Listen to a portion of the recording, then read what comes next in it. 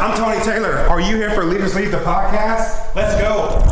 Hey, how did you beat me? Look, let me tell you about this podcast. We got like 5 seconds. Leaders Lead the podcast is about leadership. Not just the leader without, but the leader within. All of these leaders that I'm talking to across the country, well, across the world now, they have one thing in common, and that's that they have overcome some insurmountable obstacles to get to where they're at today. Come on, let's go.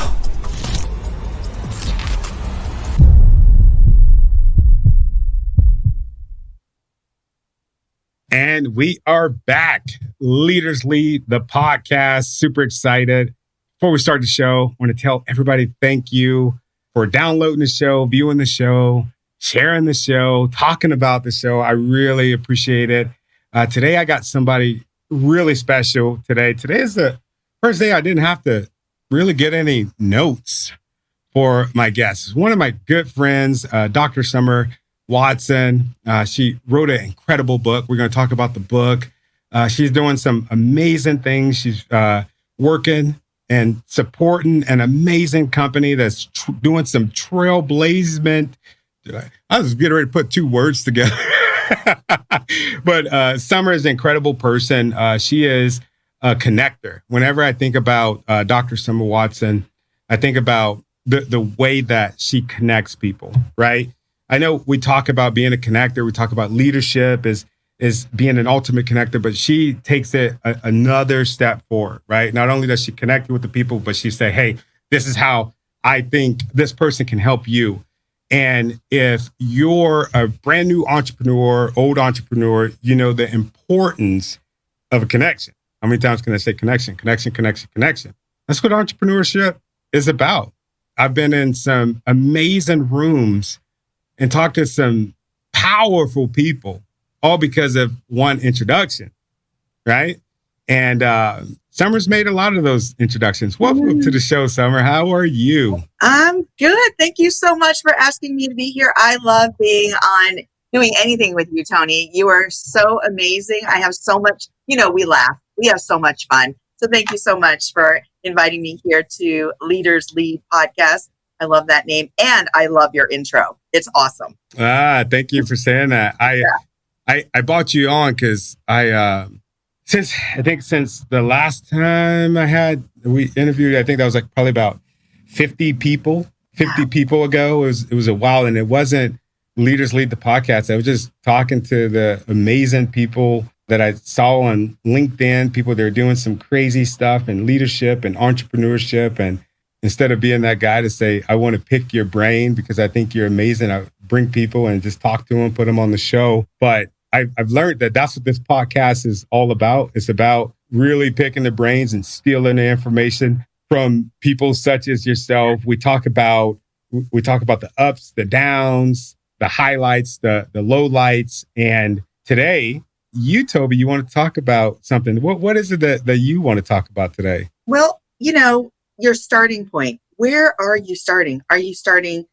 from a challenge perspective, or are you starting from a success perspective? And that's kind of what I want to talk about. But I like what you mentioned early on too about connection, and why that's so important. But you also had mentioned about challenges and successes. So whatever you want to talk on, let's do it. I know being a runaway from corporate, right? I thought that was the way for me. I thought that my journey, my path was to climb the corporate ladder, right? I got up on top of that ladder and I realized, you know what?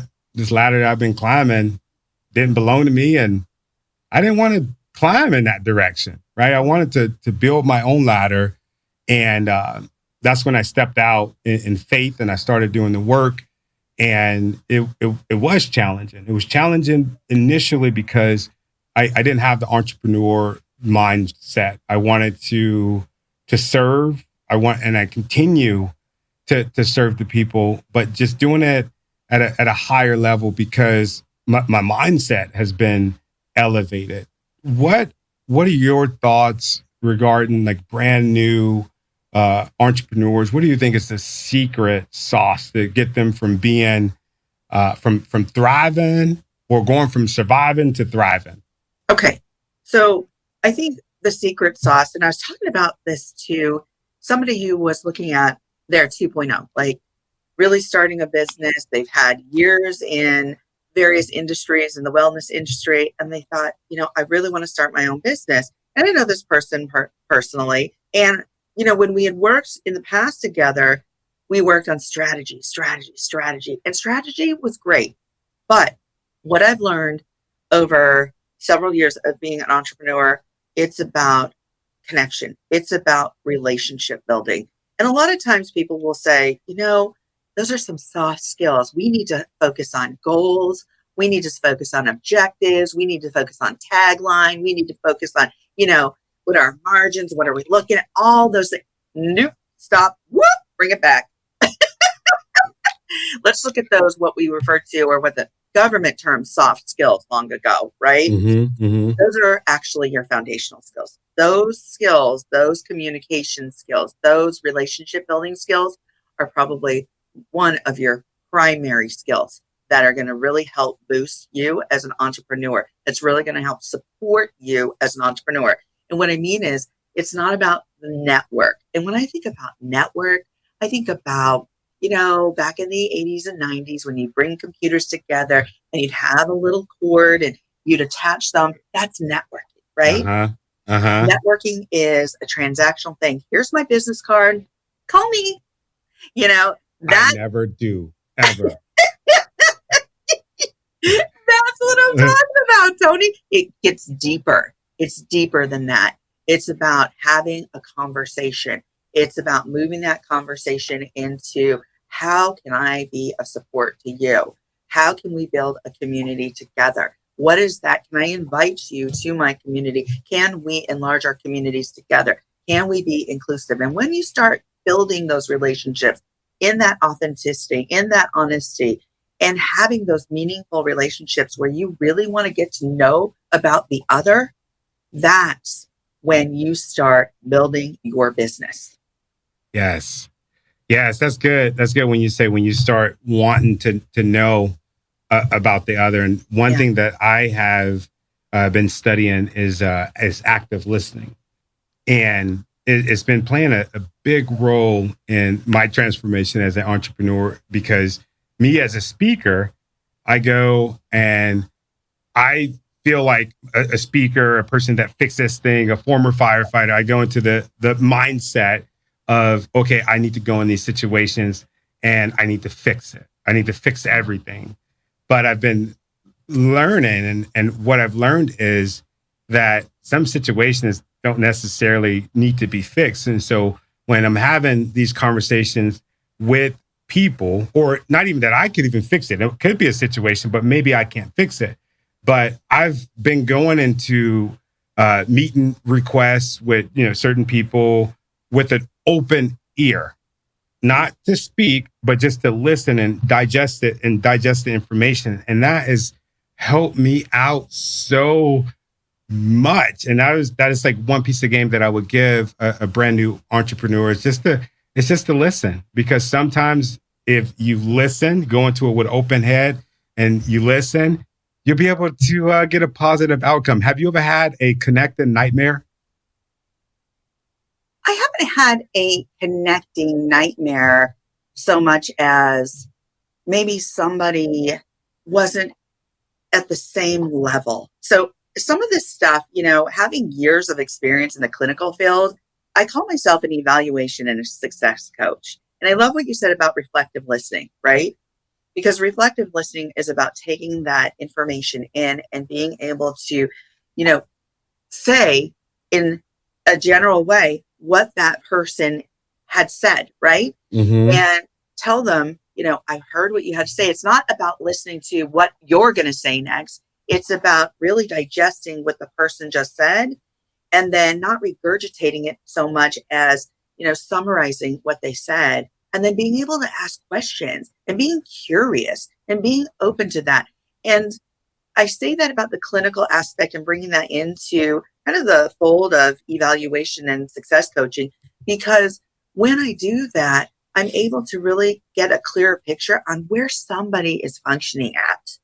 And when I get that clear picture of where they're functioning, it gives me an idea of where they're at in relation to, okay, what their needs are, because they're telling me their story already just by maybe being guarded, just by, not really feeling comfortable in telling their story, or not knowing what their story is, or not be choosing to be a reflective listener. So that's part of the story. So when you say, have you run into a kind of a nightmare, a communication nightmare, or a challenge, I wouldn't say that it was a nightmare, but I can quickly assess, okay, we need to break down some walls here. There needs to be some work done in relation to how am I going to not necessarily penetrate, but how am I going to create a space that's safe for this person to open up and give me a better idea of where they're at today and what their needs are. Oh, you just made me think of something. You said that so beautiful. It made me think of something. I know I talk to a lot of entrepreneurs, just people that reach out to me about something that I said that hit home to them on this show, or something I say where like, dude, you don't know what the heck you're talking about. That's not true, or whatever. But I had somebody reach out and ask me, what do you do when you're connecting with people and all they want to do is they want to take. And that's what I told him. I said, yeah, that's why I don't work for myself no more, because I am one of those people. I love giving because I love loving on people, right? I love people. Oh my God. Like somebody can come in here right now and say, hey, I need, and I'll be trying to figure out how to do it. But that's one thing as entrepreneurs that we got to watch out for is, and I believe, and I want to get your take on this, is the folks that go into these relationships, because they are relationships, and all they want to do is take. And I don't think that's cool. What are your thoughts on that? Well, I love that question, Tony, about, really viewing people as, are they takers? And what does that look like? And more importantly, what does that feel like? So when you're going into building a relationship, it's not taking, it's about creating an environment where you're sharing, you're understanding, you're learning, you're absorbing. And so I think when you get into that transactional relationship, and that's part of that whole networking, it's like speed dating, right? Mm-hmm. It's like, here's my card. Okay, give me a call because maybe we can exchange or have 3 referrals for you and you can have 3 referrals for me. And it's like, ooh, okay, that doesn't feel exactly exciting to me. Kind of sleazy. Yeah, kind of comfortable, right? Mm-hmm. And so that's what I mean. Let me give you an example. When I went to New York with our friend Sejal, we spent 4 days there. 3 of those days we had get-togethers. So what we did is we looked at our LinkedIn folks. We said, okay, who do we know there? Let's bring them together. Let's bring them together and have deep and meaningful conversations. We might have had a business card. That's fine. But it was more about, let's get to know each other. What's your story? Let's ask some questions. So we went around the table and we asked people, what's your name? What's your story? Tell us a little bit about yourself. We want to get to know you. There was no, okay, if I do this, you do that kind of feeling about it. It was, no, let's just get to know each other and let's create a space where people want to talk. People want to tell their story. By the time we were finished having, all those meetups, I was getting calls. I was getting emails. I was getting feedback from people going, I want more. I want more of that. How did you create that space? And it was just by being present, creating a safe space, asking people about themselves, and genuinely wanting to know about their story, about who they are. And when you do that, and when you create space like that, people feel more involved. They feel like they're a contributor to the group, to the community. And it's about inviting community to the table. And so it's about having one of those incredible, dinners together, those family dinners where you're like, yeah, okay. And you're laughing and you're having a good time. It's not about, okay, I've got a purpose. I'm going to meet a goal. And today I'm going to meet 85 people. And those 85 people, out of those 85 people, I'm going to get 18 sales, blah, blah, blah. And I'm going to break it down in numbers. That's not what it's about. It's about creating community, creating relationships, because I'll tell you where that leads, Tony. That leads to investment. So when you invest in others, they're going to invest in you. They've got a connection. They feel a kinship of sorts. So what does that mean? That means that's going to support your brand. They're going to support your book. They're going to want to put you out there. They're going to want to bring you on their podcast. They're going to want to bring you on their radio show. So it's organically going to happen. And that means exposure. That means a building community that cares about you and you care about them. Oh, yeah. There's been a bunch of different like speed dating connection groups that have reached out and they're like, hey, we want you to come and do this. I'm just like, man, it just sounds so exhausting to me because you give me 2 minutes at a table with somebody in a business card. All we're going to talk about really is business, or at least maybe that's what they'll talk about. But I don't want to talk about business with somebody that I just met. I really want to sit down and get to know them. And I've always thought that was something weird about me when it came to business. I'm very emotionally attached to the people that I do business with. If I go into a meeting and instead of saying, I'm very upset that, these projections didn't turn out the way that they were supposed to. And instead of doing that, I'm not going to do that. Instead of doing that, what I'll do is, and I was at a meeting, me and my wife, we were in a meeting and I can tell it was this dude, he was the president of this company. And I was just like, and whatever happened, what they said that they were going to deliver, it didn't deliver. And I said, my feelings are hurt. And my wife looked at me because she's way, way more of a staunch business person than I am. She looked at me like, what the heck are you talking about? And I said, like, I'm really hurt that this happened the way that it happened. I tell you what, it got fixed. And I bet you it got fixed way faster than it would if somebody, was to come in and say otherwise. But that was because I had at least I felt like I had built that relationship to where I can say that. Like that's kind of weird, don't you think? Well, I think it's interesting because, and I like what you said there about feeling hurt. So there was honesty, there was intention. You wanted to get across something to that person that you thought you had built a stronger relationship, a stronger foundation with that person. And so you were being honest. And I like that because a lot of times nowadays we were raised, Tony, you and I were raised in this different eras where it was like, okay, you come in, you do your job, you don't make waves, you don't talk about feelings, you're in that corner office and you get A, B, and C done. You come to the company meeting, you do your reports, all those things. But what I learned over the years is, especially now, what's really important is to understand how people are feeling and being able to tap into that. Here's the difference of being overly emotive, right? And knowing the facts. And there's a way to understand the facts and then understand your emotions and how you're feeling.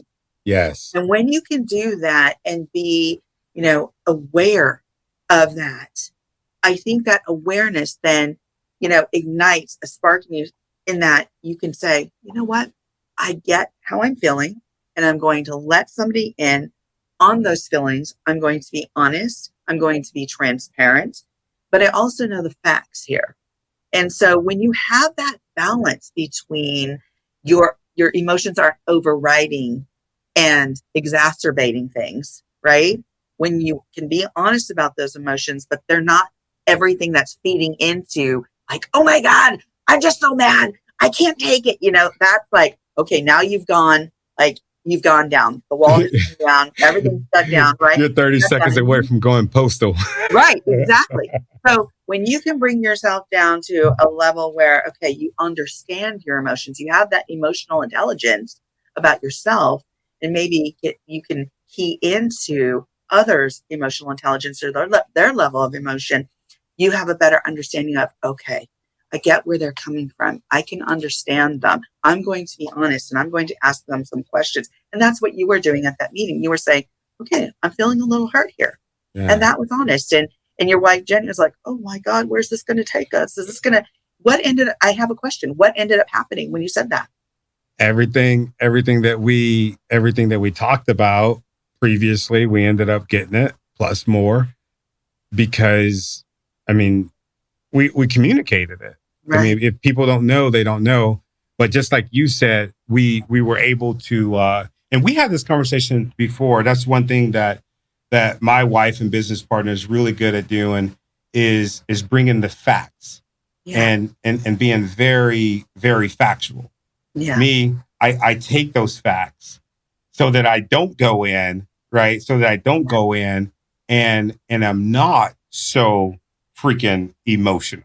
You know what I mean? Yeah. And that's with the good or the bad. You know what I'm saying? Yeah. The people in the hallway, they'll probably hear me all day long. I'm in here celebrating. Yeah. If I'm on the phone with one of my students, congratulations, because that's who I am. But I do understand that, just like what you were talking about with the emotional intelligence, how important that is. And for the folks that don't know what emotional intelligence is, you're the only doctor in here. Can you explain what that is? Oh my gosh. Okay. Well, I'm not qualified to. No, we are all qualified to talk about emotional intelligence. And it's really about having some insight about where you're functioning from, how you're feeling, what that looks like, how you're putting that out in the world, and having an awareness about your emotions. And we talk about this, like Jen and I, Jen and I talk about this on our own show a lot, about having that awareness, being able to tap into your emotions and understand what they are.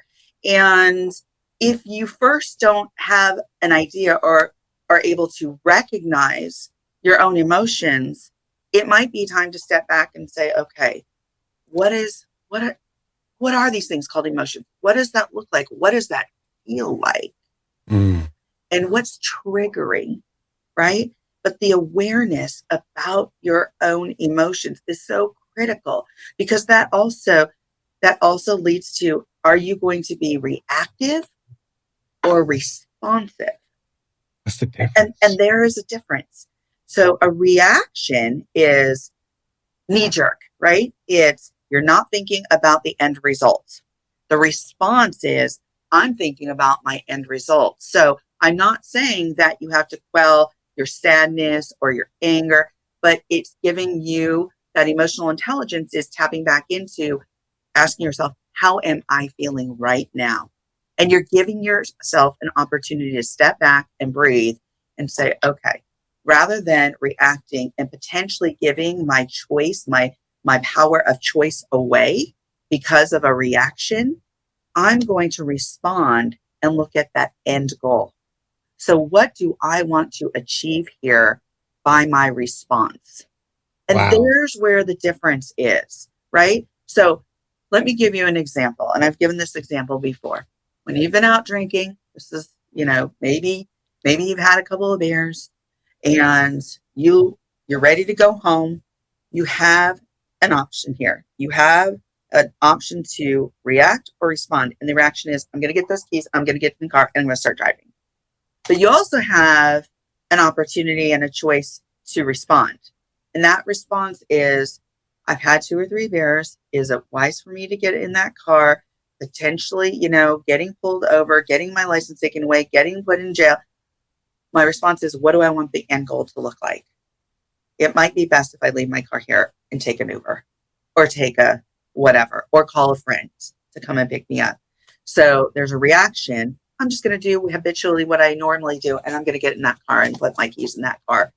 But again, you're taking the chance of, what's the end result? The chance is potentially that you could get pulled over. You could get a DUI. The other is, I'm going to take a step back and I'm going to respond here. And the response is going to be, what is my end result? What am I looking at? I want to get home. I want to get home safely. I want other people on the road to be safe. So what do I choose to do here? So you still maintain that power of choice. Yeah, that's good. When you're talking, I was thinking about as an entrepreneur, of course, is different from being an employee, right? Yeah. Where sometimes as an employee, I've reacted. I've reacted, but then as a business owner, you have to respond, right? And let me be clear. As a 19-year-old, 20-year-old employee, I reacted. But yeah, that's been decades ago. But what would you like? How would you apply that? How would you apply that to? Well, I love this, by the way. I love being able to like talk and just like ask questions and just run stuff through my head and just shoot the shit with a good friend. You know, absolutely. What like how would you apply the reaction to respondent thing as far as being an entrepreneur and making stuff happen like in the big picture and nailing your goals as a company? I like that question. And that's a good one because I think every day we have an opportunity to really look at how we possess this power, this great power of choice, right? And it is our superpower. I call it a superpower. So when you're an entrepreneur, when you get upset, are you going to hit the wall as a reaction? Or are you going to start strategizing? Are you going to start asking more questions? Are you going to start leaning in? Are you going to start letting go of some of the things that you're fearful about? Are you going to start potentially, growing your community and saying, hey, listen, I am having a difficult time. This is an example, I am being challenged by A, B, and C. If you grow your community, if you have somebody to tap into, rather than being reactionary, you can be responsive and say, hey, folks in your community, what would you do in A, B, and C situation? Can you help me out here? Because then you're really thinking about what is your goal? What is your end goal? And how can people around you be of service or help or support, especially those that you trust, those that are part of building relationships, those that are helping you get to where you want to get to, and you're helping them, just naturally. So when we talk about that, response versus reaction and being an entrepreneur, there's so many different scenarios that we could really go over here. But I would say, just generally speaking, it's about, if you're putting it into context, it's about thinking about your decisions before you just impulsively do an action, create action. Because it's like, if you choose to, jump all in and say, okay, yeah, I'm going to do that. I'm going to totally do that. I'm going to do that. And you say yes to everybody, right? Yes, I'm going to do that. Yes, I'm going to do that. Yes, I'm going to do that. What are you setting yourself up for? Because have you thought about the energy, the time, the effort, all those yeses are going to take? Or have you thought about, I can say yes to 3 people today. I can get those actions done. The end goal is to help support them get A, B, and C accomplished. And because I limited that to 3 yeses, I'm also allowing myself to breathe. I'm also caring for myself. I'm also setting myself up for success.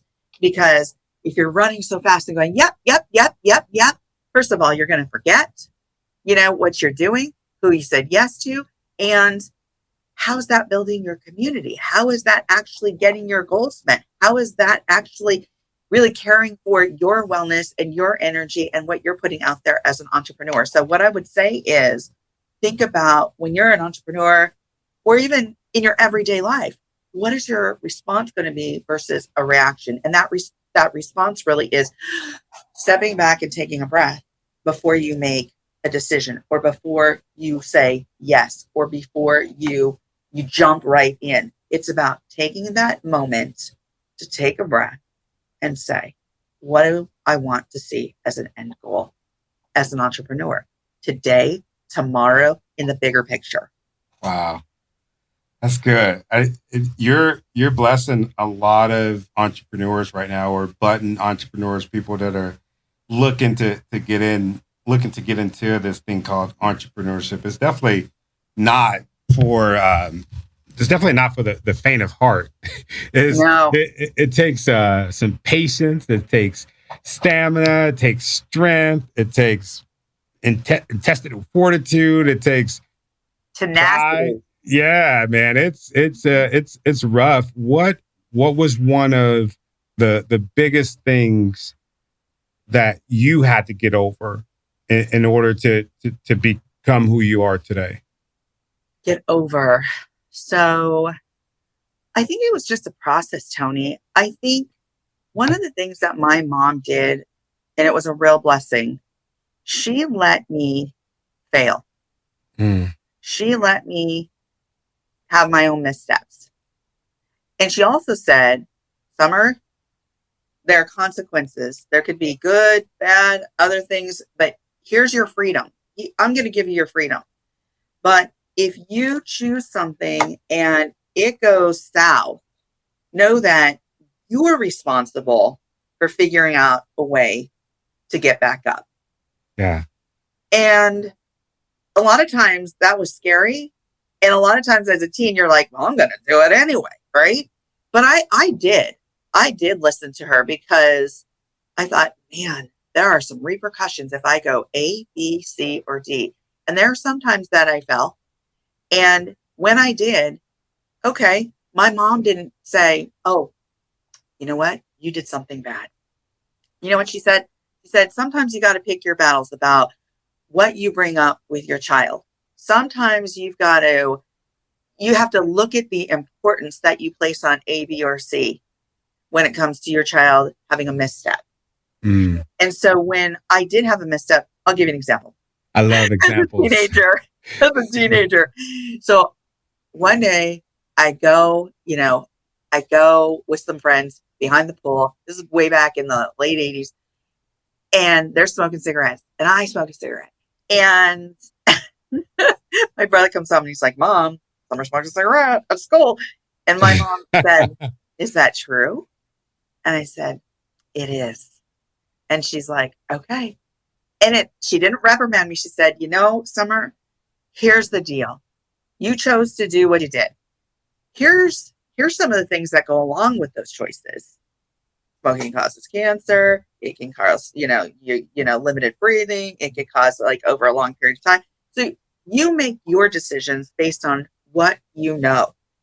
And then also start educating yourself so that if you want to make that same choice again, you have a better understanding of what you're getting yourself into.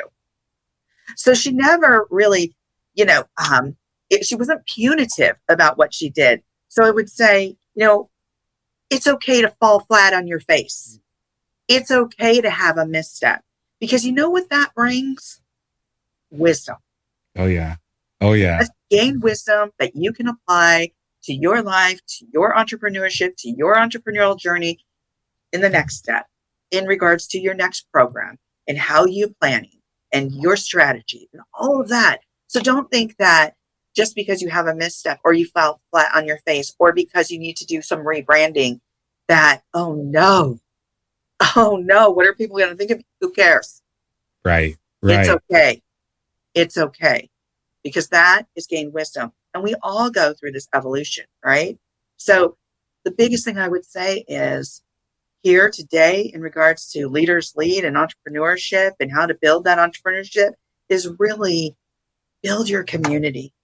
Build a community that is connected, that's honest, where you can be authentic, where you're invested in the other person, where you feel a connection, because that's going to take you so far. And that is so layered in how that supports you as a person, but also your business. That's good. Yeah. You always are dropping some gems. And as far as the show, when you said Leaders Lead, I was thinking about when I first started the podcast and I had a vision, right? I had this vision of the way that I wanted to be. And I said yes to a whole bunch of things like in the beginning. And I realized like the error in my ways. And then I went back and I started asking people, hey, what do you think about the show? Do you think we're going in the right direction? and lo and behold, the thoughts that I had and the conversations that I was having with my partner, everybody else was seeing it too. And I'm just like, damn, man, what am I doing wrong to where those folks, they didn't tell me that. I had to ask them. So it's like your community, right? They see what you're doing, right? Especially if you're a tight-knit community, you got to be open to being embraced by the community. You got to also embrace the community. And this is good stuff. This is good stuff. Life lessons. It is so important. And sometimes it can be intimidating, right? Or you can feel like intimidated or discouraged because you're like, wow. And here's what social media does to us sometimes. We take that in because there's a couple of things when we're looking at, our friends or their businesses or other people that maybe we don't know, and we're getting impacted by that. And we're like, look how far they come. You've got those DMs from those people going, I make $30,000 a month. Do you want to do this too? And it's like, would you be in my DMs if you were making 30,000? Yeah, exactly. So here's the thing, when we look from the exterior, and we're looking at all this stuff that's happening as entrepreneurs, and you're comparing yourself to that, and you're saying, I'm just not there yet. Will I ever get there? I'm scared to get there. Are you setting yourself up for failure or success? Are you comparing because you're looking at the lifestyle marketing that has been which I think is freaking disgusting. Oh my gosh. And it's contrived, right? So it's not like it's not real. So you're only seeing a myopic picture of what the reality is. So they show you the beginning. I started out and I was confused. And then all of a sudden you get to, I've got this yacht. I've got this big house. I've got all this stuff. And they don't show anything in the middle. They missed it all. No substance. But they want you to believe that you can go from A to Z overnight. And you know, as well as I know, that doesn't happen. It don't. It doesn't. And you know what?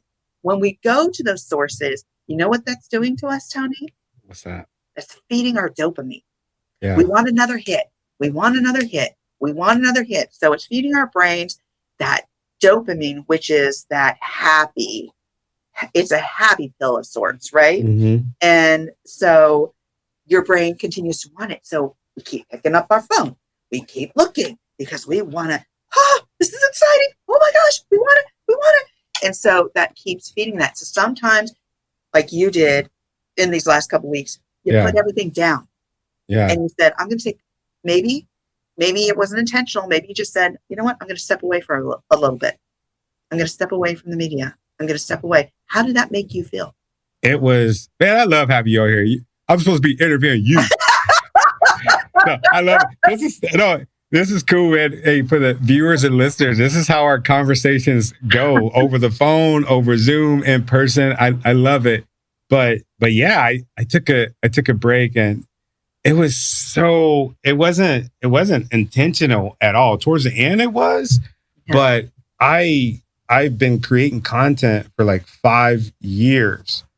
5 years. And I actually looked at my feed on LinkedIn every day, almost every day, 5 years. And if I didn't post, there was like some disaster in my household or something like that. But you better believe that you're going to get 7 posts from me a week on LinkedIn or whatever social media site. And I enjoy it. Just like I was telling one of my students the other day, I was just like, do you want to be a speaker or do you want to be a content creator? You make the choice. And I started looking at everything that I had going on. I got kids I got to take care of. I got a business we got to run, a couple businesses that we run, and I want to continue to support my community. And man, I looked up and it had been a month, and I told my wife, man, that felt so good. It felt so good not having the pressure that I created from posting on social media, because I felt like I needed to do it because it would help my business, and it has helped my business. It's helped other people way more than it's helped me. And that's what my business is about. That's our core value is to serve people. But I realized that how can I serve people if I'm not serving myself, if I'm like this, even if it's like, even if it's like automated content that I got pre-scheduled, of course I got to go back and I got to talk to the people. And it's just like, I just wasn't in the space for it, but I got so much done. Summer, I got my course done. That's awesome. We got some crazy stuff done, here in the studio. Me and my wife, we connected, and me and my kids reconnected. We went out, we did stuff. I picked up this crazy hobby of riding my bike. And even though I break it every single month, it seems like, but man, I'm doing stuff that I wouldn't normally do. Summer, I saw a deer the other day. It was probably about this big. Aww. And dude, the freaking deer was wet. You feel me? Like, I'm in nature. Yeah. And there's so much peace. There's so much joy, so that when I do come back to work, like, that's what comes out of me, the peace and the joy. And I'm not saying that social media, or I felt like social media is evil, because there have been people when they'll say, I'm not going to post, I'm not going to be on social media for 3 months. I'm taking a hiatus. And then you're just like, dude, just do it. Shut up. Who cares? Right? Who cares? Who cares? Like, this is part, and I feel like it's a stunt. It's like, it's part of their social media strategy. I don't care. I didn't realize it until somebody hit me up and was like, are you safe? And I'm like, yeah, I'm good. Like, then somebody else is like, dude, what the heck is going on? And I had to send them a picture to say, dude, I'm at the beach with my daughter, freaking clamming. This is life. That is so awesome. Enjoy life. But have you ever had to take a break from social media and felt guilty about it? I didn't feel guilty. I'm just asking you. Yeah, I don't feel guilty. I'm not one of these people. Okay, here's the thing about guilt, and I'll give you my insight about guilt. And I felt guilty. I did feel. Let me fix that. Yeah, sorry. Okay. I'm a horrible interviewer. No, that's okay. Towards the end, when people started reaching out to me, I felt like I was letting them down, because there were several people that said that they relied on my content. So I did have some guilt. So okay. I can understand that. Like, I get that. And I think a lot of people, because we've become very habitual about, getting on our social media platforms and making sure we are connecting, because you and I were connectors, right?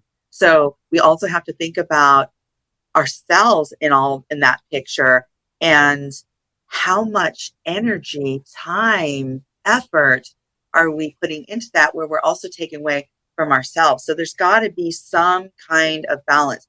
But what I was going to say about guilt is, people are like, gosh, and this is about maybe food. I'm going to give you an example based on food. People are like, gosh, I feel so guilty about eating that piece of chocolate, or I feel so. And I think a lot of times guilt is really a wasted thing. It's a waste of time. It's like, I know that when I must feel guilty because I've done something wrong, that I'm going to go back and apologize, or I'm going to go back and make sure that I rectify that situation. But when we're talking about these things about, like, I've eaten too much chocolate, or I just, and you're not taking, you made the choice. So why waste the time in that guilt, in that area of guilt? Because to me, that's a waste of time. You get back on board and you figure out, what is it that I want to do differently? And here's the thing, you did something different. And it's okay to do something different in regards to taking that step back. I even thought, where's Tony? And it wasn't it wasn't because it was like, oh my gosh, I need Tony's content or blah, blah, blah. No, it was, I care about Tony. Where's Tony? He's part of my community. Because if I didn't hear from you in the next couple of days, I was going to be reaching out like, Tony, where are you? What are you doing? I haven't seen you. And because you and I are both very, we have a full schedule constantly, right? Yes. It's like, I couldn't believe. I'm like, when you told me it had been a month, I'm like, I knew it'd been a while, but it'd been a month. So I was blown away when you said that, because seriously, I was thinking, all right, I haven't seen Tony. And maybe because I'm like this a Yeah. lot of the times, making sure that, I'm connecting people, I'm reaching out to people, I'm doing A, B, and C because that's our value, right? We Right. love to do that. That's building community. But at the same time, it's like, where do you take the step and draw the line of, I'm going to take care of myself too. I'm going to start Yes. nurturing myself and taking care of my wellness because that's something as an entrepreneur that sometimes we forget to do. And it's so important to remember that if you're not well, your business isn't going to do well. You're right. You're right. You're right. And let me tell you, during that break, and not just like the break from social media, Yeah. but and I've been running hard for like the last 2 years, like running hard. And when we had a situation in the family, one of my loved ones got sick, you know about that. Yeah. Yeah. I had probably about 10% of time that I can actually focus on my business. And let me tell you, and that 10%, and I'm just guessing that it's 10% because it was a whole lot less. Oh my God, I was so freaking laser focused on the thing instead of all the things. I was so laser focused, and it was just like I really believe that we grew triple during a freaking tragedy, which doesn't make any sense to me. And I'm just like, maybe it's because of the legwork that we did before, or was it, just because I was just so focused and not focusing on everything? Have you ever fell into that trap as an entrepreneur where you're just looking at all the things and buying all the things that's going to make you better when instead you just need to just focus on that one thing? Yeah. Absolutely. In the beginning of my entrepreneurial journey, because I was trying to figure it out, and you and I are like hard chargers. So we're just going to jump all in. And when we do something, we're in the game, right? It was kind of like an example of, I went to New York. I rode on a bike for 15 miles. That last mile, it was killing me. I was like, oh, I can't do. And I was like, nope, this is not going to get to me. I am going to do this last mile. And yet, yourself in that last mile. And it's like, after that event, I was thinking, I learned a lot about myself again. Like, it was a reminder of, I can get things done. I'm a hard charger. But here's the thing. And it got me laser focused on that last mile, right? Wow. Kind of like you and your family event, right? You had that last mile. You were laser focused. You knew what you had to do. And you said, you know what? I accomplished so much more because I was laser focused. And that was that last mile for me. I was laser focused, and I was going to get to Central Park. I was going to ride through Manhattan, and I was going to get to Central Park on that last mile, that 15-mile bike ride. Here's the thing with that. That's what, in the beginning, when you said, has that happened to you before? Of course that has happened. That has happened. And I was like, I need this. I guess I need this. I guess I need this. And just like today, I put a post out saying, hey, listen, folks, I just refined and created a new website. It's beautiful, by the way. Huh? It's beautiful, by the way. The website is freaking beautiful. Oh, thank you so much. But the initial website, the first website was, I got to put everything in there. I got to just dump it all in there. It's not about that. It's about telling the community what you specifically do, how you're going, more importantly, how you're going to help them. And I had to rethink that and get really clear and really focused on that to create that website. So that's the same as business. Just when I started, I was just kind of all over the place, like, okay, I need this, I need this. But, that was a lesson. That brought wisdom. That brought a choice of, okay, I want to do this. I learned about this. I don't want to do this. I learned something in that process. So it's not that it was wholly bad. It was that I needed to go through that to a certain degree to understand what I want to offer others, what that looks like, how I want to get focused. Wow. Yeah, I know a lot of people are probably thinking, man, this is amazing. Summer is an amazing coach. How is this kind of the process that you take the people that you're coaching? Do you take them through this process and kind of explaining the things that you've went through we probably don't tell them all your business, but just kind of giving them the game so that they don't kind of go through the same pitfalls? Or like, what does that process look like? I'm just curious. So as an evaluation success coach, the reason I call myself that is because over I don't want to date myself, but over 30 plus years, I've worked in human services field, the clinical field, in community, doing, big community collaborations, program development, you name it. And so what I learned is doing a lot of evaluation. And even when I worked in hospitals and I'd work one-on-one evaluating people who were suicidal, homicidal, gravely disabled, I'd have to get to an answer pretty darn quickly about how is this person functioning? What's helping or hindering that person in their daily life, their daily activities? That's the same thing that I do, but from a different perspective with an individual, with a group, with a solopreneur, with a company, is we get down to business and we start first with an evaluation. We start really pulling out and calling out the different factors that could be impacting positively or negatively their functioning and their process and their production and their strategy. And when we go through that process, because I really want to take that company, that solopreneur, that whomever I'm working with, from being misunderstood or feeling misunderstood to purpose-driven success. And so it's not just one factor, it's multiple factors, but we have to understand what those factors are to be able to get to that point. So that's what I do with the client, is we really call out the factors and evaluate what's happening and the wellness of their business. And if it's having some difficulty or it's got an ailment somewhere, so to speak, we're going to fix that. We're going to get them to purpose-driven success.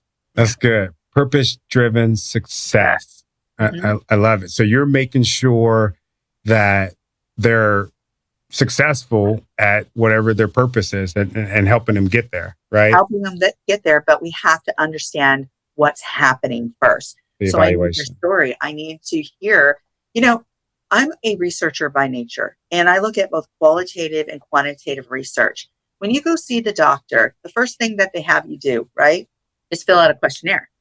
They have you check boxes. 1, 2, 3, you check all the boxes. They put that in a computer and it tells us, okay, this is the demographics. This is what we're looking at. These are the numbers. Then you go into the doctor's office and they ask you, so what's going on today?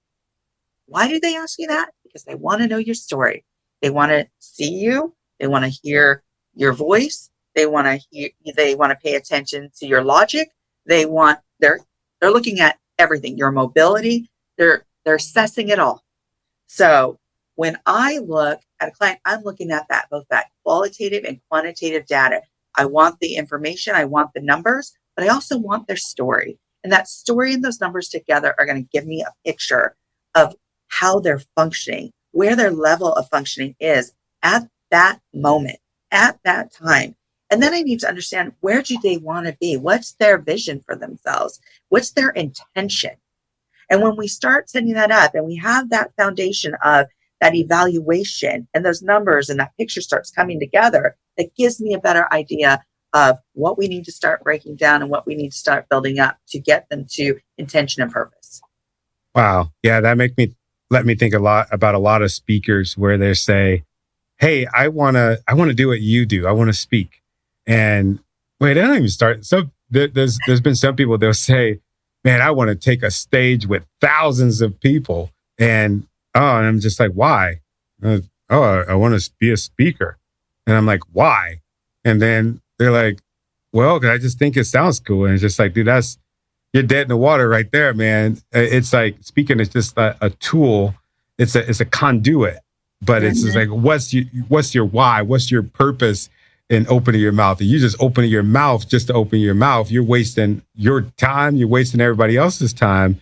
But it's doing the research and the data, like you explained it. That makes sense. I'm gonna show them a clip of this every time when I'm onboarding somebody. Like, this is why we ask the questions that we ask, because you might think that you're following your purpose. You might think that you're in the right direction, but there's a reason why you get a coach, because they can see see you at a bird's eye view. You're freaking in your lane. They could not only see you, but they could see the lane. They could see the people on the side of your lane. They could see the whole picture. Did I get that right? Is that kind of how it works? You get that right. So, I'm a very Adlerian. So there's a doctor years ago who studied under Freud. His name is Alfred Adler.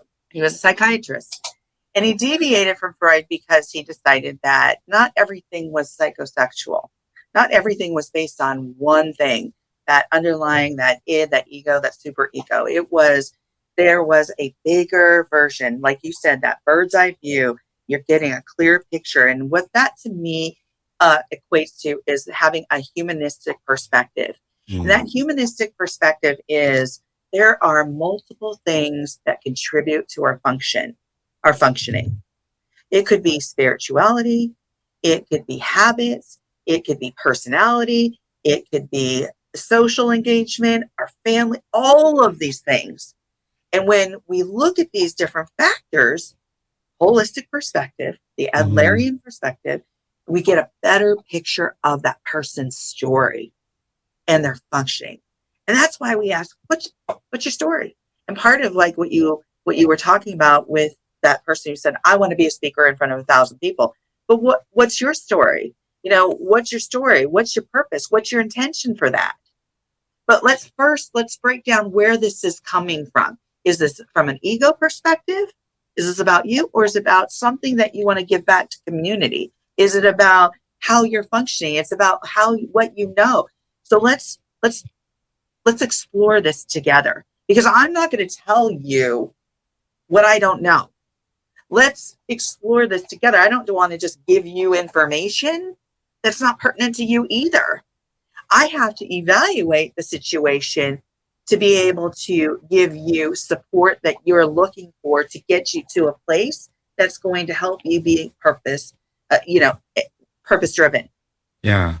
And intentional. But until I know the facts, until I know your story, I can't do that. Sit down with me. Let's have a chat. Because fill me in on the things that I don't know. I want to know. I want to know more about you. And that's where that qualitative and quantitative stuff come into play, that research, that data. It's going to give me the picture. It's going to fill me in. And then we can start going, okay, this is your story. This is the thing that you want to talk about. Because that's going to get you in front of that 1,000-person audience. Yeah.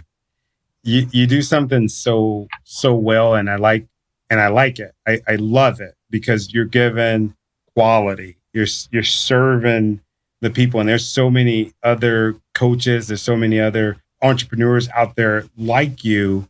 What do you say to the entrepreneur that feels like, and this is me rewinding a little bit, that feels like that they have to, in order to help somebody else, they have to show them the success story. They have to show them this crazy lifestyle, because and the reason that I'm asking is because a lot of people, they're attracted to that kind of stuff. I'm not. Absolutely. I start smiling as soon as you start, as you said, purpose driven. I want to go to where my purpose is at. My purpose show ain't driving no Lamborghini, but those people, they got a lot of people following them, and they're quote unquote helping a lot of people. But to me, I don't think anybody's purpose is that. But what do you? I guess what I'm trying to say, what do you tell that entrepreneur that's in the same space that you're in, as far as providing a quality service? How do they stay on track? How do they get to where you're at instead of going crazy? I shouldn't use crazy. Sorry. Okay. So here's the thing. We all have our own process, right? Mm-hmm. We all have our own vision of what success looks like for numerous reasons, Tony. It could have been our upbringing. It could have been what we thought was what we wanted. I mean, when I was growing up, I had a world map behind my bed. I had a picture of a mansion and 5 expensive cars. It was a poster that I had on those were my teen years. Those were the 80s. And you got to think, 80s. Everything was big. Everything was glamorous. Everything. You had Dynasty. You had all these crazy shows that, everybody was rich. So the vision was you do it big. You do the big house. So then I left my teens. I started working really hard. I started working at 15 and getting an idea of what the value of money was. So I went through my own process. So when I look back and I say, how did I really understand and kind of figure out my own values? That's why I wrote the book, F Yeah, Get Real with Strong Language, because it's so important. It was so important for me. If I would have known as a preteen and a teenager what my true values were, and I was still learning, I was still developing. So it's part of growing up, because you're going to be told a lot of different things. I went to Catholic school from 5th to 8th grade. I went to public school. So I was told a lot of different things from church, from parents, from all these different people to do this, to not do this, to feel guilt about this, to do A, B, and C. And there was one day when I was 13 years old, I graduated from the 8th grade, graduated from Catholic school, and I thought to myself, freedom! I get to choose. I get to choose now what I want to do. Do I want to practice religion in the same way? Do I need to go to church to be spiritual? What do all these things look like? What do I want to do? Do I want to do A, B, or C? Do I want to, own those 5 cars? What is it that I value? What does that look like? And to me, that looked different. That looked different than what some other people were telling me. And I thought, how am I going to make this work for myself? Because if I go against the grain and that conditioning and their beliefs, being a 13 or 14-year-old, what's that going to look like? How's that going to feel? Am I going to be ostracized? Because I don't feel the same way. Yeah. And I thought, well, okay, I'm going to have to individuate, which means I'm going to have to start separating. I may not have known that word at that point because that came later. I just learned it today. I love it. Individuate. That's individuate. Cool. Individuate. When kids get out of high school and they go to college or they go on a trade or they move out of the house, they begin to individuate. They begin to come into their own independence and understand what their own values are. And they become, they're stretching and they're pushing back and they're, I'm sure you experienced it when you left the house for the first time. And that's because we had the freedom to do it. We had the freedom to start saying, you know what? I'm not sure if I need to go to church every Sunday to hold on to that spirituality. I'm not sure if that's the way I have to practice. My practice or my process is going to look different than yours. Yeah. And so when we go back to that question of how do we get that person to, fulfill their own dreams, it's about their process. But you can't do that if you don't have some reflection and start looking at what are your values? How are you building community? What is your story? Where are you coming from? And I'm not saying come from a place of discouragement or come from a place of behind, come from a place of what skills do you already have and how are you going to apply those skills to your next step? So let's come from a position of, I'm already here, I've arrived, but I want to do different things. And I'm going to give you one more example. As a military spouse, you've been in the military. As a military spouse, I had to go from job to job to job to job to job every 3 to 4 years because we moved all the time. We even lived out of the country. What did that look like? That caused some concern, caused a little anxiety. It caused, for me to be courageous. It caused me to be the best darn interviewee that I could be. It caused me to make the best resume. I learned a lot of different things doing what I had to do. But you know what? It taught me about where I wanted to be. It gave me that experience. So know this, when you get into entrepreneurship or you're thinking about a life change or you're thinking about doing something new, start from the point of you're not starting over. You're just applying your skills in a different way. That's good. That's really good. Yeah. This is, I needed to have this conversation because we talk about, of course, on the show, we talk about leadership, we talk about entrepreneurship, but I think this is really going to hit home for the folks that, maybe they're starting over, the folks maybe they've failed, maybe you don't know what your purpose is, maybe you're doing all the things like I was, or maybe you're just you're just lost. So this is really good information. What did we leave anything on the table with this one? I think we just talked about so much. And I think, this is not about, there's another word, this is not about us being tangential and going from ding, ding, ding.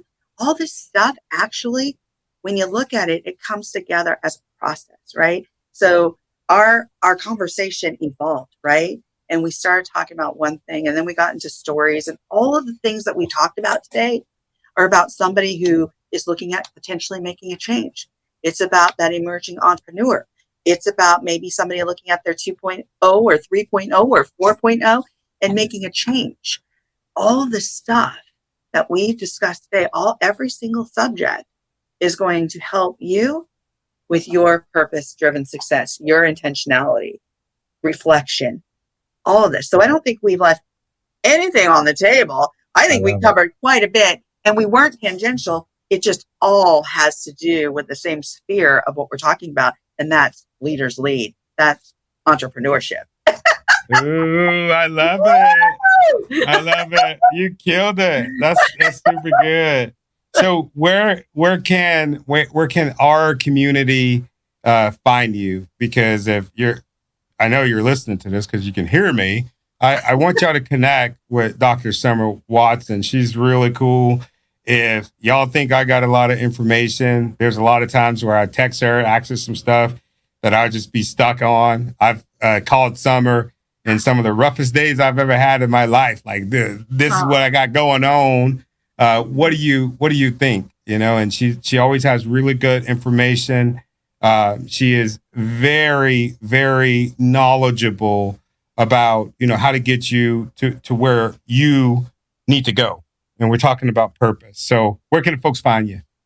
Well, first of all, because I redid my website, please go to my website at core, that's KORE, women.com. It is a company where I started with women and having that space for women, but I also work with men. So that's one space. But I also am really active on LinkedIn. And you can find me, Summer Watson, MHS PhD on LinkedIn. And you can also find me on Instagram. And so I have 2 pages, for women and the Life, Love, and Money show. So those are my 2 really active pages on Instagram. Yeah, and you got a podcast. You got a podcast too. Yes, you ain't gonna get away with that. You got over 100-something episodes. That's something to celebrate. And that's right. Yeah, I actually have. Let me see. I actually am up to 212 episodes. Whoa. Yeah, 212 episodes. And let me tell you, I knew nothing about podcasting when I started. Nothing. And I just jumped in. I was scared as ish. And yet you can say it on here. All I got to do, how it works. All I got to do is click the explicit button. It's all good. So you can say it. Yeah. So I was scared, and yet I jumped in and I just did it. And I have to give, props to my intern who still works with me today. His name is Brett, and Brett, oh my God, Brett McGraw. He and I work so well together, and we edit each of these episodes together. We've been in this for 3.5 years now doing the podcast, and it's been amazing. And it's a space where I create a safe space for people to tell their stories, their journeys of tenacity, challenge, overcoming, their hardships, resiliency, you name it. It's amazing on the Core Women podcast. And you can find that on almost any podcast platform. And then I have the live Life, Love, and Money show on Thursdays on Instagram, which is, you've been there with us. It's a ton of fun. We love to laugh. That's amazing. Yeah. An engaged community. So, yeah. Wow. Man, over 200 some episodes. I'm really inspired. That shows your intentionality. I'm using the big words now. No, that shows the intentionality. I love it. I was just telling my son the other day, we have we're in like our 50 something shows. And I said over a year ago, if I do one show a week, I do one show a week, blah, blah, blah. The goal would be 52. Once I get 52, that means that I've been consistent. Yeah. And I look up and I saw that number and I'm just like, man, consistency. That's the word for the day because we made it. But I'm listening to you and you've inspired me. So if y'all are listening to this, right, I'm inspired by that. When you see somebody that is killing it, in order for you to be blessed, right? And you don't have to be blessed in the same way that they're blessed, but in order for you to be blessed, in order for you to receive your blessings, is to have gratitude for the other people that have worked hard to get their blessings. We go forward by pushing each other forward, not pulling each other back. We lift people. We go higher from lifting people up, not pulling them down. So I want to tell you, congratulations. I think that is amazing. I can't wait to freaking call you and tell you when I've hit 200.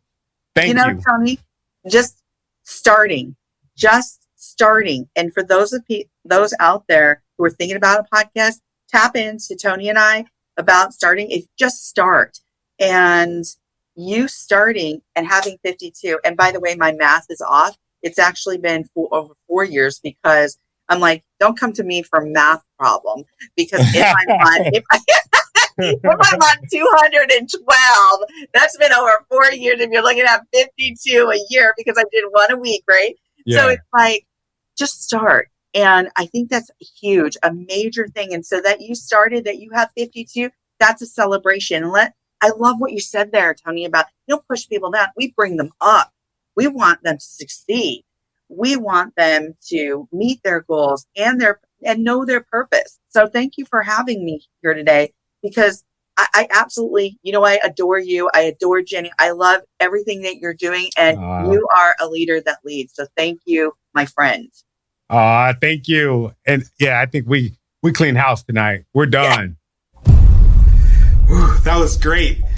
If you enjoyed this podcast, well, I'm sure you enjoyed it. If you're still here with us, what I want you to do is head over to your favorite podcast and streaming network and give us a download, subscribe to the channel, and also let us know what you think about the show.